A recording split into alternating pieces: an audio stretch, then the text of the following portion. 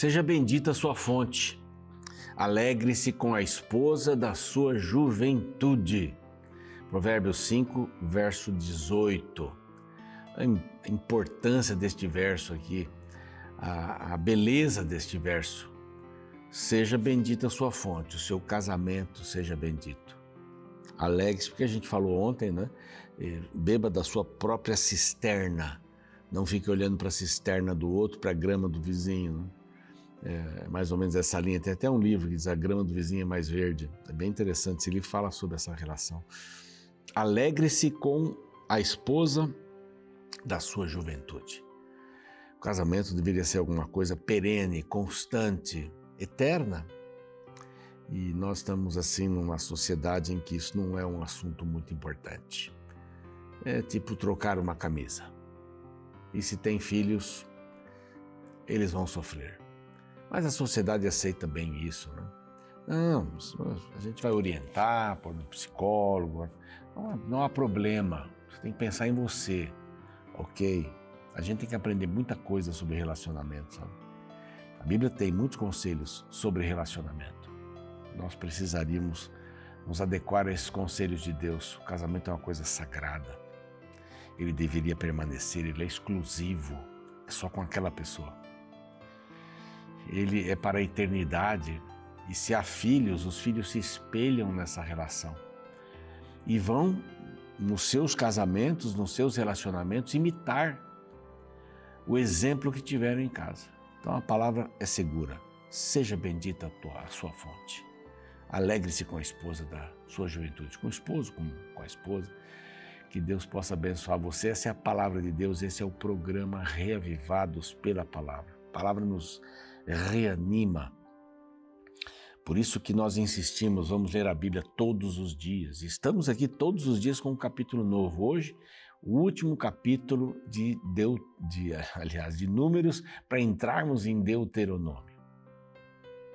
Então, se prepare, amanhã vamos começar esse livro que relembra uma porção de coisas que Moisés já tinha falado. É a última ação de Moisés, conselho. O livro de Números praticamente não acaba, né? Aqui é uma história não, é mais uma situação sobre casamento e herdeiros de casamentos e heranças, não é? E Moisés termina com isso, não diz assim, olha, valeu, um abraço para vocês, um resumo é esse, não, ele vai contando porque há mais coisa para ser escrita, ou havia mais coisas para serem escritas nesse sentido. Quero agradecer você que está aí no Spotify, no Deezer, no NT Play, no YouTube, nosso canal Reavivados por Sua Palavra NT. Se você ainda não se inscreveu, aqui está para você não esquecer, vai aparecer outras vezes aqui no programa, Reavivados por Sua Palavra NT. Vai lá, se inscreva e compartilhe o programa, vai valer a pena isso. E estamos aqui também agradecendo aos Anjos da Esperança.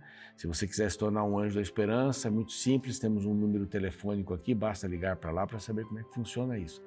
São pessoas especiais que amam a TV Novo Tempo, a rádio, as mídias, os cursos e querem que isto se propague.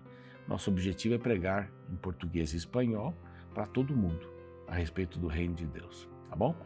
E falando nessas funções, né, que a Novo Tempo assume na missão, estamos oferecendo uma cortesia dos Anjos da Esperança e também da Rede Novo Tempo, essa revista que é um estudo bíblico, 98 páginas, 15 temas sobre o Espírito Santo, o Deus dos bastidores. Aqui vai quebrar essa ideia de que ele é uma figura, uma força, uma energia. Então, vamos entender direitinho o que é o Espírito Santo, quem é o Espírito Santo, a pessoa do Espírito Santo. É um outro número aqui, anote esse número para fazer o pedido aí no intervalo, porque vai valer a pena, vai valer a pena.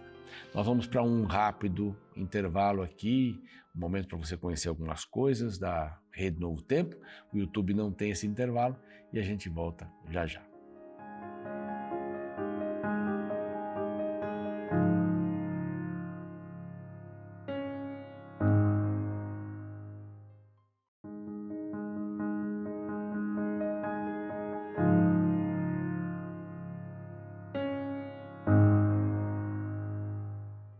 Ok, estamos de volta. Este é o programa Reavivados por sua palavra aqui da TV Novo Tempo. Você que está chegando agora, bem-vindo, bem-vinda. Já quero oferecer para você um curso bíblico através do WhatsApp. É muito fácil, é muito simples. Basta você mandar uma mensagem pelo WhatsApp para este número que aparece aqui ou aproximar aí o seu celular. Tem um QR Code aqui para você também poder chegar no mesmo caminho. E escrever Vida Espiritual. Quero fazer o curso. Pronto. Aí você começa uma interação muito rápida, muito interessante. Enquanto você aguarda a revista sobre o Espírito Santo, você faz esse curso bem simples, mais profundo, falando sobre vida espiritual. Guarde esse número, passe para os seus amigos e eu acho que a Novo Tempo vai fazer outros cursos assim, porque esse já deu certo. Então participe conosco neste curso rápido sobre a Bíblia. Vamos lá para o capítulo 36, é o último capítulo, Números. Ele toma os israelitas saindo lá do Egito e os leva para as portas de Canaã, para as portas da terra prometida. É um momento muito significativo. Eles tiveram que passar aqueles 2 mais 38 anos, girando em torno da terra, não é? Ou em torno da maneira de dizer, né? Que havia o mar Mediterrâneo lá do outro lado, mas estiveram subindo, descendo, passavam perto, passavam longe, iam mais para baixo, mais para cima, até que toda aquela geração que não quis entrar, não quis aceitar o convite de Deus para assumir a terra que possuía frutos maravilhosos, mas por causa dos 10 espiões, dos 12, 10 foram negativos. Tá? Como o mundo precisa mais de Josués e Calebes.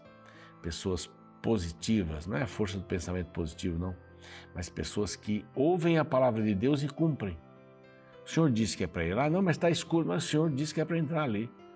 Não, mas tem gente forte, mas o Senhor disse que era para entrar ali.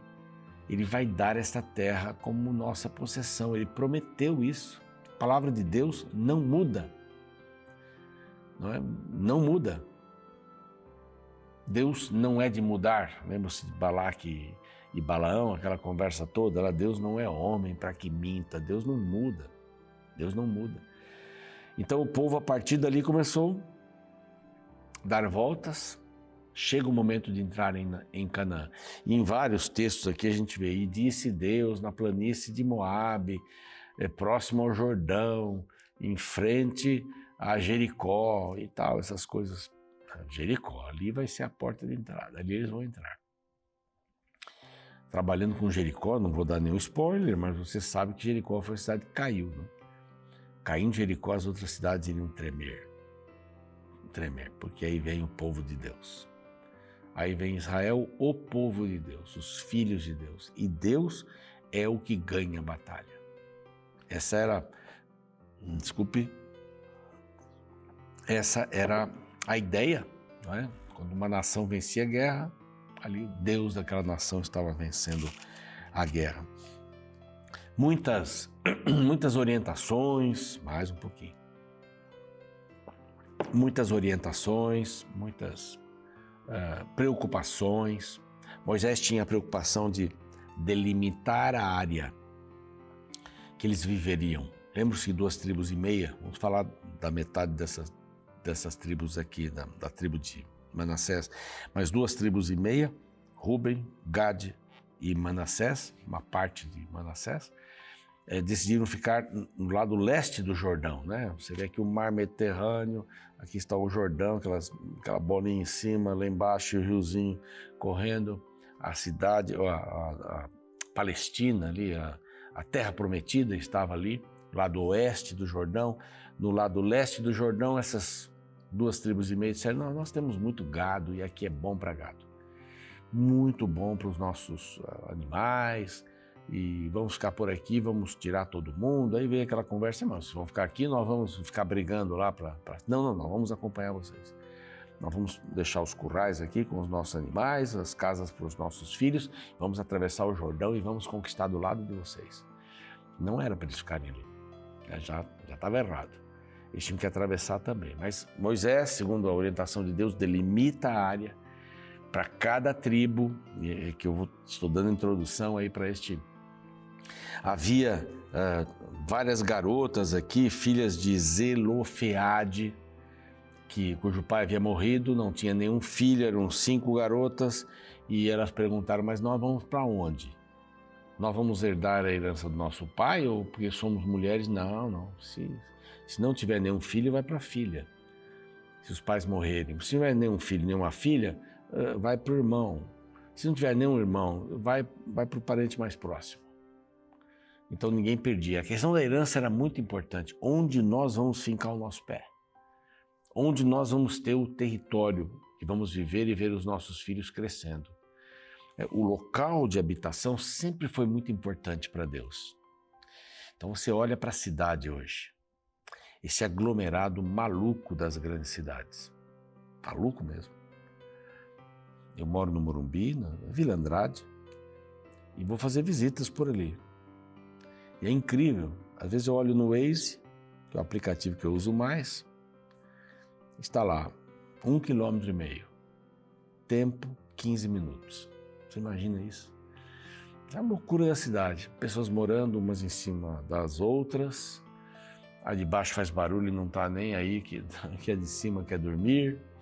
Esse mundo é muito complicado, não é? É muito complicado. Deus não teve esse plano. Esse plano não é divino.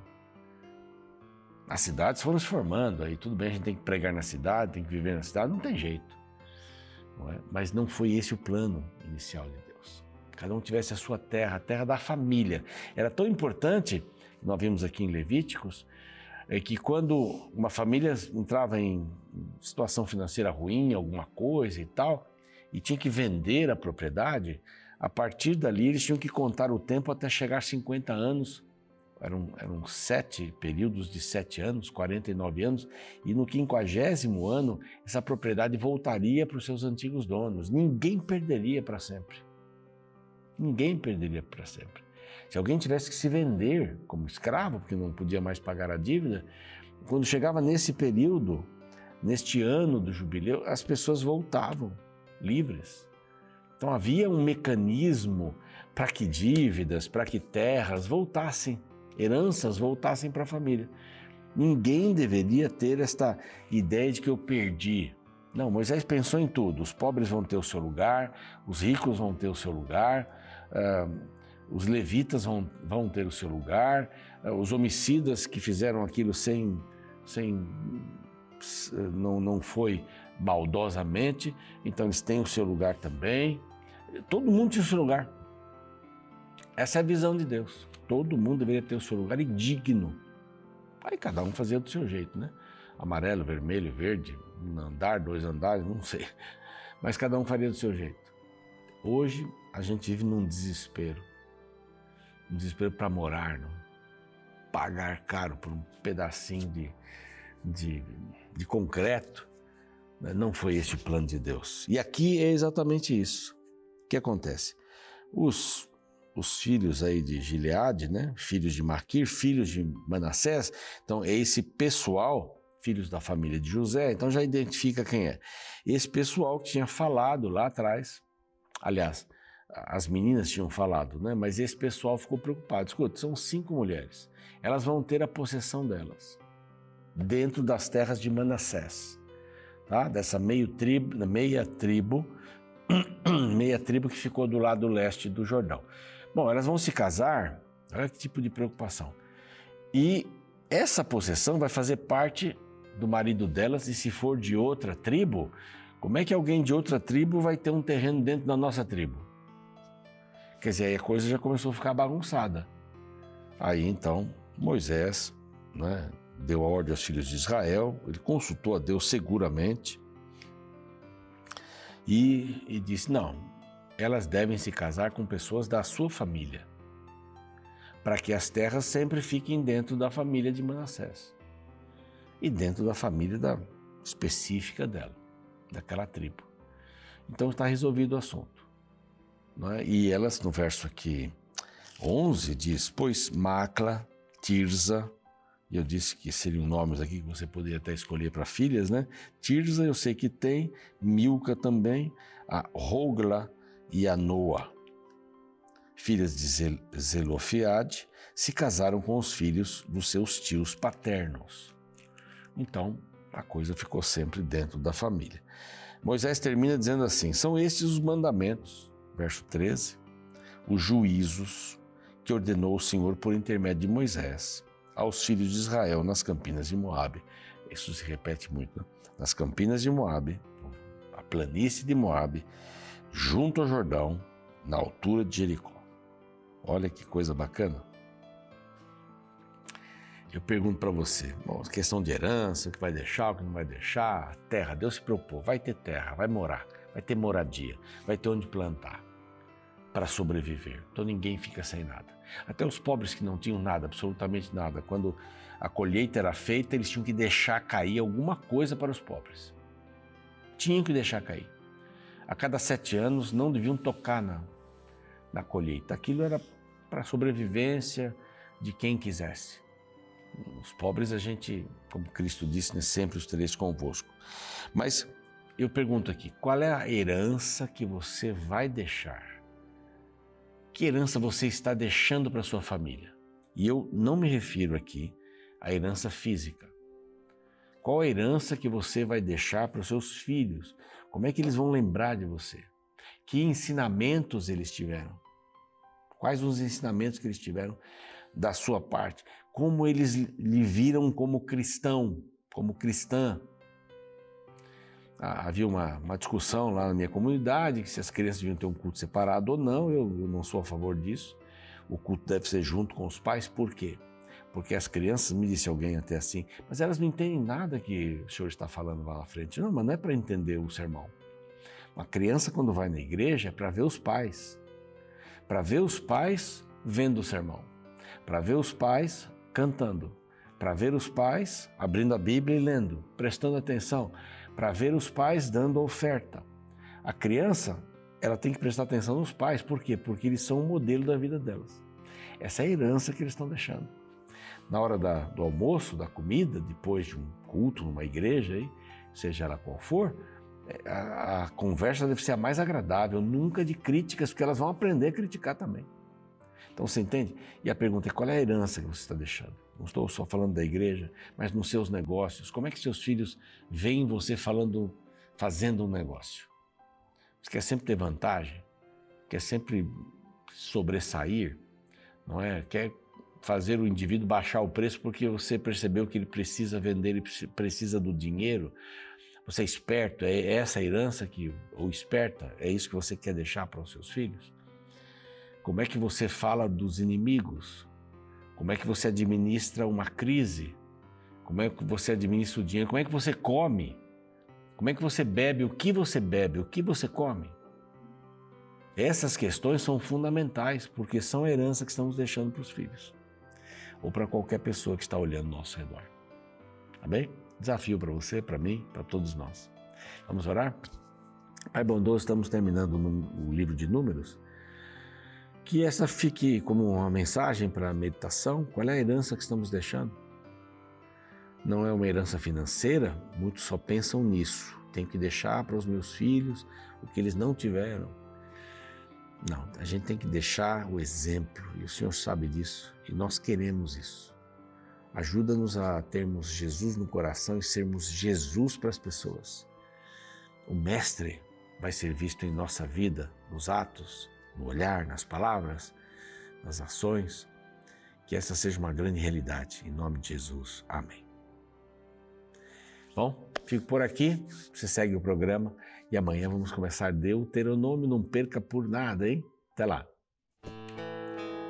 Uma história infantil muito conhecida, intitulada Adão e o Vagabundo, narra a história de Lady, uma cadela da raça Cocker Spaniel americano, a qual vive elegantemente com seus donos em um bairro de classe média alta da cidade americana. Na trama, ela se torna o interesse amoroso do cão vira-lata vagabundo. A história retrata o relacionamento amoroso entre dois indivíduos de classes sociais diferentes. Histórias como essas existem aos montes na literatura, mostrando um tipo de amor que não se importa com as diferenças socioculturais entre as pessoas. Porém, embora estas histórias sejam atrativas nos filmes, Na vida real, pessoas com muitas diferenças têm muitas dificuldades em viverem juntas por muito tempo. Isso é o que descobriu Jessie Streiber, professora assistente de Sociologia na Universidade de Duke, nos Estados Unidos, autora do livro sobre casamento entre classes, intitulado O Poder do Passado, Entendendo Casamentos entre Classes. Segundo ela, quanto mais diferenças um casal tem, mais difícil é para que o relacionamento dê certo. Os opostos se atraem, mas não conseguem conviver bem por muito tempo. A Bíblia alerta para o perigo de relacionamentos entre pessoas com diferenças religiosas e culturais opostas. O ideal apontado pela Palavra de Deus é que os indivíduos procurem pessoas que compartilhem de valores semelhantes para que possam caminhar juntos na vida. Este é um princípio que pode ser encontrado no último capítulo do livro de Números. Nesta seção, encontramos um problema a ser resolvido entre as filhas de Zelofeade. A questão é que naqueles tempos, quando uma mulher se casava, a herança que pertencia a ela era repassada para seu esposo. A preocupação levantada pelos líderes da tribo de Manassés, a qual elas pertenciam, é que ela se casasse com alguém de outra região, e assim as terras passariam para outra tribo. No verso 6 do capítulo 36 de Números, encontramos o conselho divino. Esta é a palavra que o Senhor mandou acerca das filhas de Zelofeade, dizendo: sejam por mulheres a quem bem parecer aos seus olhos, contanto que se casem na família da tribo de seu pai. O conselho divino era de que elas procurassem alguém dentro da tribo que elas faziam parte. Se envolver com indivíduos de outras regiões trariam grandes prejuízos não somente para elas, mas para todos os seus familiares. Enfim, o que a Bíblia ensina é que em assunto de casamento, não são apenas os nossos sentimentos que devem conduzir o processo de decisão. Precisamos analisar todos os pós e contras antes de tomar uma decisão que mudará completamente nossa vida. Afinal, o casamento não é só entre duas pessoas, mas entre duas famílias.